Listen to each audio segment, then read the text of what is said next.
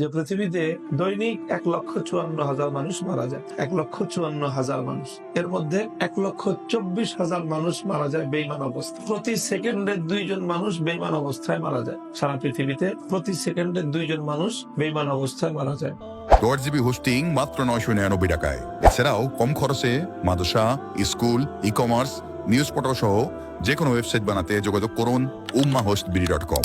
মানুষ যে কথা বলে, আমরা যে কথা বলি, সবচেয়ে ছোট যেই কথাটা, একটা বাক্য পূর্ণ মুরাক্কাবে মুফিদ, একটা জুমলা, একটা কালাম, এটা দেখা গেছে ছোট্ট একটা জুমলা বলতে সময় লাগে 7.5 সেকেন্ড।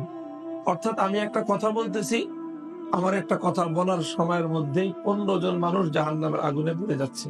কারণ প্রতি সেকেন্ডে 2 জন, 7 সেকেন্ডে 14 জন, 7.5 সেকেন্ডে একটা কথা বলতে বলতে 15টা মানুষ জাহান্নামের আগুনে পুড়ে যাচ্ছে। এক একটা গ্রামে গড়ে পৃথিবীতে মানুষ বসবাস করে 2,000 মানুষ। 1,24,000 মানুষ যদি প্রতিদিন জাহান্নামের আগুনে পুড়ে, তার মানে 62টা গ্রাম প্রতিদিন জাহান্নামের আগুনে পুড়ে ছাই হয়ে যায়। 62টা গ্রাম জ্বলতেছে, আর আমরা হলাম ফায়ার ব্রিগেডের দায়িত্বে। এখন আমাদের আসলে কি করণীয়?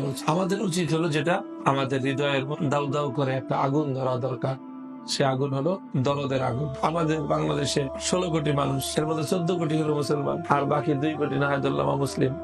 14 জন যদি দাওয়াত দিত, তো 2 জন মানুষ অমুসলিম থাকে কেন? 7 জনের ভাগে 1 জন পড়তো। তো 7 জন লোক যদি একজনের পিছনে ছুটতো দাওয়াত নিয়ে, তাহলে সেই মানুষটা জাহান্নামের আগুনে জ্বলতে পারতো। সে মানুষটা জাহান্নামের আগুনে জ্বলতেছে কেন? সেই 7 জনের দায়িত্ব ছিল তাকে রক্ষা করা। এই 7 জন তো তারা আরামের ঘুম ঘুমাইতেছে, তারা মজা লুটতেছে, আর তারা বলতেছে যে বহু ধর্মের বিচিত্র বাংলাদেশ, এই বৈচিত্র্যের সৌন্দর্য ধরে রাখতে হবে আমাদের, যাতে যে যে ধর্মে আছে ওই ধর্মে থাকে।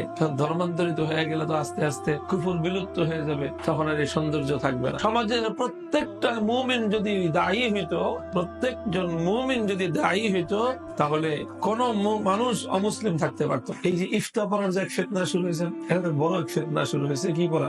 ইফতা পড়া বড় ফিতনা। প্রত্যেকে বুঝতেছে যে আমার নামের শেষে মুফতি লাগাইতেই হবে। এটা চাকরির জন্য দরকার, বিয়ে শাদীর জন্য দরকার, যাই কিছুর জন্য।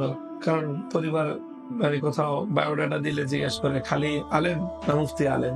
এই জন্য পড়াশোনা যাই হোক, নামের শেষে একটা মুফতি ডিগ্রি লাগায়। এই যে ব্যাপক ভাবে সব ইফতা পড়তেছে, অথচ আমলে গিয়ে এটা তেমন কোন প্রয়োজনীয়তা দেখা যাচ্ছে না অধিকাংশের জীবনে। এই মানুষগুলো যদি তারা দাওয়াতের উপর পড়াশোনা করে নিজেদেরকে আরেকটু প্রস্তুত করে এই কাজে যদি নামতো, তো উম্মতের বড় ফায়দা হয়ে যেত। তো যেই সরিষা দিয়ে ভূত ছাড়াবো, ওই শস্যের মধ্যে তো ভূত। যে ওলামাদের জিম্মাদারি ছিল, এটা যে ওলামাদের জিম্মাদারি ছিল। আমি তো বললাম যে প্রত্যেক মুমিনেরই তো দায়ী হওয়ার কথা। তো প্রত্যেক মুমিন যদি দায়ী হইতো, তাহলে 7 জন মুমিন একজন অমুসলিমকে দাওয়াত দিত। তো সে অমুসলিম কয়দিন আর অমুসলিম থাকছে? উল্টা দাওয়াত দিবে তো দূরের কথা, 7 জনের দাওয়াতের ঠেলায় তো সে নিজেই ইসলাম কবুল করত। বাদ দেন ইমানদারদের কথা, ওলামাদের কথা ধরেন। আলহামদুলিল্লাহ, লক্ষ লক্ষ ওলামা, প্রত্যেক আলেম যদি অন্তত দায়ী দাওয়াতিল ঈমান, গায়রে মুসলিমদেরকে যদি দাওয়াত দিত।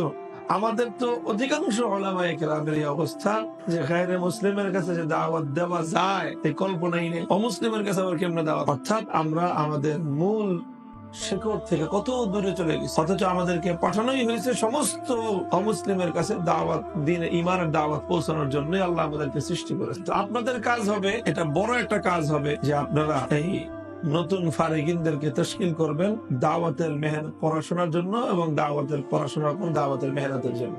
ইফতা না পড়ার জন্য তশকিল করবেন।